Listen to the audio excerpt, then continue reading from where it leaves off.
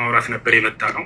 ግን ሙሐመድ በጀነቱ ሱረል ዐይኖች ምናምን አላህ ምናምን እንደዚህ ለማንኛውም እኛ ነቢያቶቻችን የሰበኩት ማን ነው የሚለውን በቁርአን እንዲሁም ደግሞ እርሱ ነቢያቶች የሰበኩት በመጽሐፍ ቅዱስ ላይ ያ አምላክ ማን ነው የሚለውን ሊያሳውቀን ነበር። ገብታችኋል አይደል? እግዚአብሔር ነው ብሎናል። ነቢያቶች እግዚአብሔር ብለው የሰበኩበትን አንዴ ያሳየናል። ገብታችኋል? ይህ ነው አንደኛ እሱ ነው። ሁለተኛ ነገር ወደ አላህ ስብሐነ ወተዓላ ስንመጣ ነቢያቶች ሁሉ አላህን ሰብከዋል ወይ? አዎ። ከማን እንጀምር? ከመጀመሪያዎቹ ነቢያቶች ኑህ ዓለይሂ ሰላም ምን አለ? ወለቀድ አርሰልና ኑሐን ኢላ ቀውሚሂ ፈቃለ ያ ቀውሚ አዕቡዱላህ። ኑህ ምን አለ? ህዝቦቼ ሆይ አላህን በብቸኝነት ተገዙ፣ ማለኩም ምን ኢላሂን ገይሩ፣ ከእርሱ ውጭ ሌላ አምላክ ማንም የላችሁም እያለ ተናገረ። ከዚያ ቀጣይ ማንን እንሂድ? እነ ሁድ፣ እነ ሷሊሕ። እነዚህን መጽሐፍ ቅዱስ ስለማያውቃቸው እነዚህ ታላላቅ ነቢያቶች ወደ ቀጣዮቹ ነቢያቶች እንሂድ። ወደ አብርሃም እንሂድ። አብርሃም ታዲያ ማንን የሰበከው ብለን ስናይ አላህን። ማስረጃ ቃለ ሱብሓነሁ ወተዓላ ወኢብራሂም ኢዝ ቃለ ሊቀውሚሂ አዕቡዱላህ ወተቁሁ ዛሊኩም ኸይሩን ለኩም ኢን ኩንቱም ተዕለሙን ኢነማ ተዕቡዱነ ሚን ዱኒላሂ አውሳነን ወተኽሉቁነ ኢፍካ። አብርሃም ምን አለ ለህዝቦቹ? ህዝቦቼ ሆይ እነሆ አንድና ብቸኛ የሆነውን አምላካችሁን አላህን በብቸኝነት ተገዙ። የምታውቁና የምታገናዝቡ ብትሆኑ ይህ ለእናንተ የተሻለ ነው ካለ በኋላ ሌላ አማልክቶችን ሁሉ ጣዖቶች ናቸው ብሎ ገለጻቸው። አብርሃም ኢነማ ተዕቡዱነ ሚን ዱኒላሂ አውሳነን አለ። እነዚያ ከአላህ ውጭ የምትገዟቸው ሁሉ ጣዖቶች ናቸዋል። ስለዚህ ማነው አምላክ አለ? አላህ ነው ብሎ ተናገሩ። ከዚያ በኋላ እነማን እንሂድ? ነቢዩ ዒሳ ዓለይሂ ሰላም ወይንም ነቢዩ ኢየሱስ። እርሱ ምን አለ? ወኢነላህ ረቢ ወረብኩም ፈዕቡዱሁ ሃዛ ሲራጡን ሙስተቂም። ያው ነቢያቶች ሁሉ አምላካቸውን ያሳውቃሉ። ይህንም ጌታ የእናንተም ጌታ እርሱ አላህ ብቻ ነው፣ እርሱም በብቸኝነት ተገዙት፣ ይህ ነው ቀጥተኛው መንገድ አለ።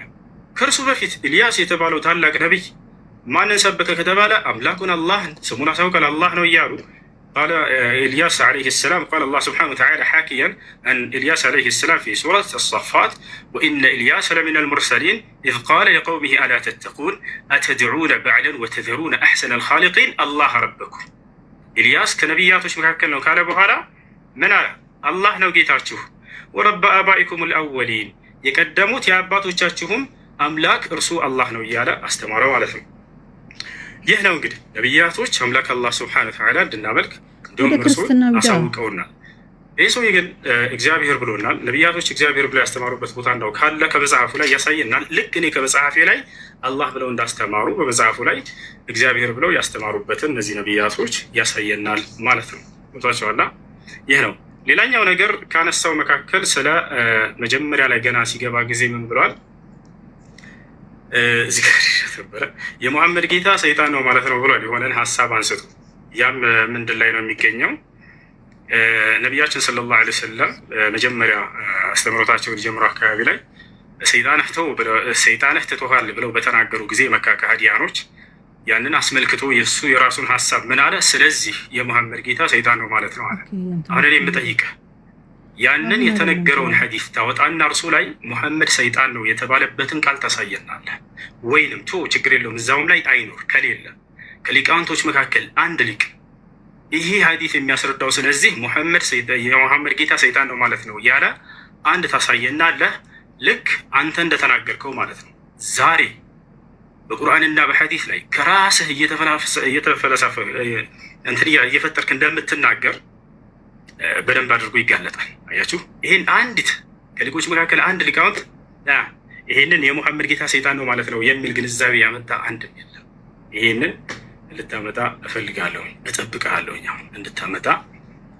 ያን ማስረጃ ስታመጣ ጊዜ ወደ ቀጣዩ ትሄዳለህ። ሌላው ነገር እንዲህ ከራስህ እንትን ባትል መልካም ነው።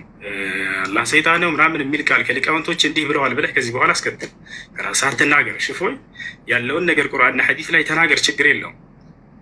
ያ ነው እና አላህ ስለዚህ የሙሐመድ ጌታ ሰይጣን ነው ማለት ነው ያሉበትን አሁን ጥሩ እንድታሳየኝ እፈልጋለሁኝ። የመጀመሪያውን ያመጣው ሐዲስ ላይ አስመልክቶ ከሊቃውንቶች መካከል አንድ ሊቅ እንደዛ ብሎ የፈሰረ ወይንም የተረጎመ ሰጥቻለሁ። 20 ሰከንድ መቀጠል ትችላለህ። ቀጥል እፎይ። እናመሰግናለን። 10 ሰከንድ 15 ሰከንድ ነበረ። ኡስታዝ አልጨረስክም ነበር።